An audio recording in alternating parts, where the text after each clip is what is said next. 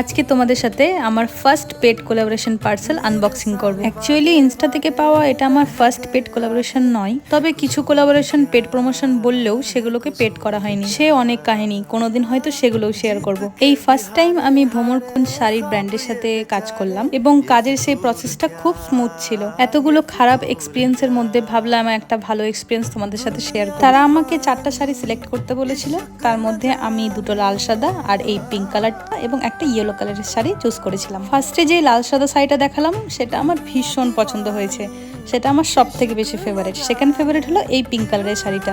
আর 2টো লাল সাদা শাড়ি চুজ করার পিছনে কারণ হলো আমি আর আমার মা দশমীতে লাল সাদা শাড়ি পরতে পছন্দ করি, তাই ভাবলাম এখান থেকেই নেওয়া যাক। এবং আমি 4 নম্বর যে ইয়েলো কালার শাড়িটা পছন্দ করেছিলাম তার জায়গায় ভুল করে একটা সাদা কালো রঙের শাড়ি পৌঁছে গেছে। শাড়িগুলো স্টাইল করে আমাকে কেমন লাগছে কমেন্টে কিন্তু অবশ্যই বলো, এবং আরো অনেক শাড়ি কালেকশনের জন্য এই ওয়েবসাইটটা চেক করতে পারো।